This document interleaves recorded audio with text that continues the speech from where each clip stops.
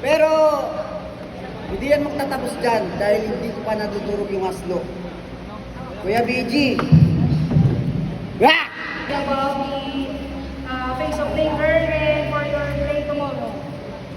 Matagal na akong excited. Wala pa itong presko na to. Excited na talaga ako sa bakbakan. Kaya nga, kanina pa lang gusto ko nang umusin yung itsura ni Manong Arby. Gusto ko nang ilampos yan kanina pa. Hindi ko nang malapit. Bukas talaga. Bukas. Manda ka talaga Manong Arby. Ha? Bukas ka lang. Yun lang. Handa-handa na ako. Ayaw ko sa lahat ng mga tagapalawan dyan. Grupo ni Timo. Timo Tabanwa. Lalaban tayo.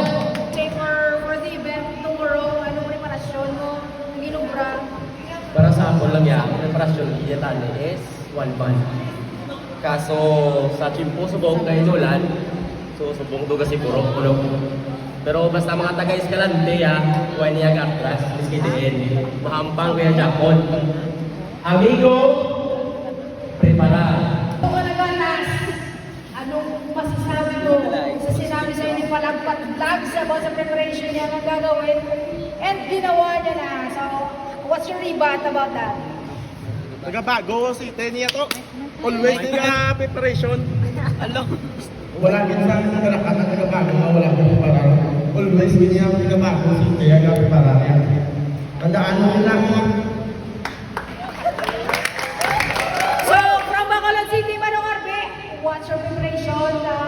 Kamusta ang iyong matchang mo?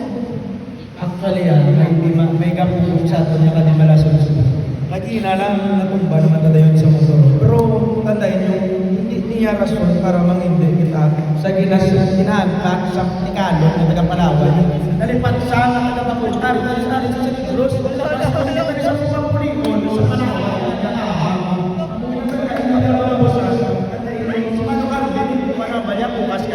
Kumbaga may bukas pa para sumenter ka. Kuya BJ, what's your preparation and how did you prepare this event, Kuya BJ? Hey, shout out! Hello mga kuya! Good evening! Yes, we are live. Grabe ni preparasyon ko para sa haslo na dyan sa Mar TV. Gambal man ko ako kapoy-kapoy, nga agit pabudlayan ko pa kagulingon ko.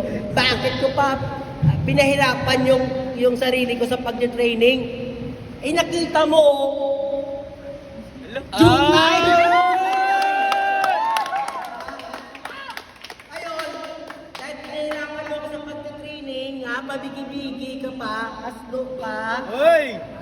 Kung hindi lang dahil sa organizer namin, kanina pa kita nilampusan. Pero salamat at tumayo ka dito sa Negros. Tapos, pinahirapan niya pa ako sa pag-event na to. Dapat para sa mga bata lang to dahil yung kapakanan ng mga batang boksingero, yun yung pangarap namin. Yung may guide sila namin papunta sa kanilang kampyonato. And of course, shout out nga pala kay Coach Nel Valdez. Coach Richanel, yes, sa kanya talaga. So, missing in action din.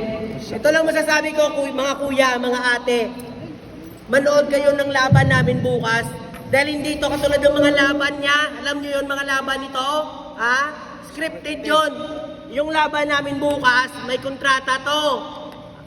Pag hindi kayo nag-click sa laban namin bukas, ay nako, sabi ko sa inyo, ibalik nyo kung anong napusta nyo. Dahil bukas, kaya natin i-1 round to. Tingnan natin bukas. 1 round!